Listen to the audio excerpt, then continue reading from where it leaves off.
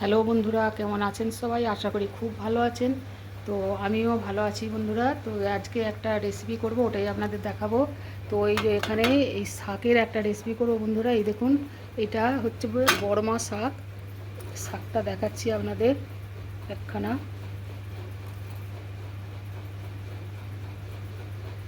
এই যে এই শাকটা একে বলে বড়মা শাক। তো এই শাক আমাদের বাড়ির সামনে যে খামার আছে, ওই খামারেই এগুলো সব হয়ে আছে, কত অনেক হয়ে আছে। ওখান থেকেই তোলা হয়েছে, কোনো বাজার থেকে কেনা নয়। তো এই শাকের আজকে একটা রেসিপি করব। এই বড়মা শাক, আমাদের এখানে এগুলোকে বড়মা শাক বলে। তো কেউ কেউ আবার সানচিরে শাকও বলে থাকে। তো যাই হোক, এই শাকটার আজকে রেসিপি করছি। তো এইগুলোকে প্রথমে আগে একটু কুচিয়ে নিয়ে, আর এখানে কড়া বসিয়ে দিয়েছি, এটা সেদ্ধ করে নেবো, তারপর দেখাবো।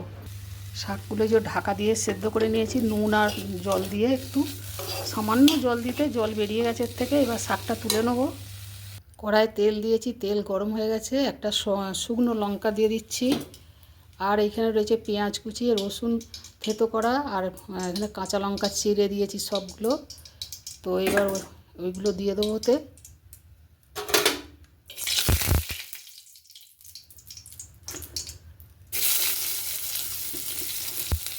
পেঁয়াজ আর রসুন দিয়ে দিচ্ছি, দিয়ে এটা ভেজে নেবো।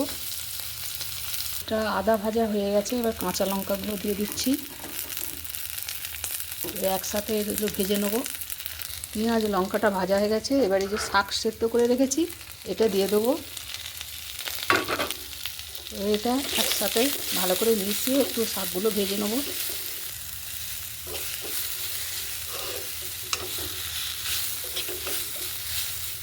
এই বড়মা শাক ভাজা এই রসুন পেঁয়াজ দিয়ে খুব সুন্দর খেতে হয়।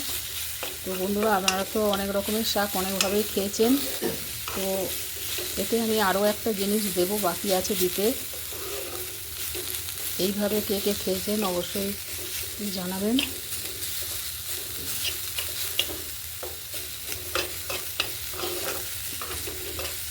এর সাথে ভালো করে ভেজে নিলে রসুনের পেঁয়াজের যে গন্ধটা সেন্টটা সেটা যাবে ভেতরে।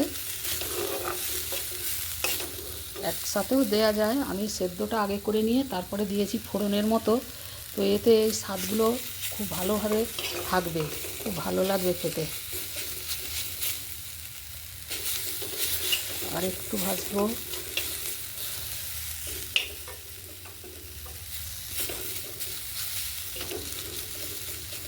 শাকটা ভাজা হয়েই এসেছে। এইবার এর মধ্যে আর একটা জিনিস দেবো, এই যে নারকেল কোড়া। তো এই যে নারকেল কোড়াটা এর মধ্যে দিয়ে দিচ্ছি। নারকেল কোড়াটা দিয়ে এতে একটু নেড়ে চেড়ে ভেজে নেবো। দারুণ টেস্ট হয় বন্ধুরা, খুব ভালো লাগে খেতে। আপনাদের কেমন লাগলো অবশ্যই জানাবেন। এবার এটা নেড়ে চেড়ে নিয়ে এবার নামিয়ে নেবো বন্ধুরা। আজকের মতো রাখছি, ভিডিওটা বড় হয়ে যাচ্ছে। তো আপনারা খুব খুব ভালো থাকুন। তো আমি এই যে থালায় এই যে ঢেলে নিয়েছি বন্ধুরা। তো কেমন লাগলো অবশ্যই জানাবেন। তো আজকের মতো রাখলাম। আপনারা খুব খুব ভালো থাকুন। জয় গুরু, জয় মাতারা।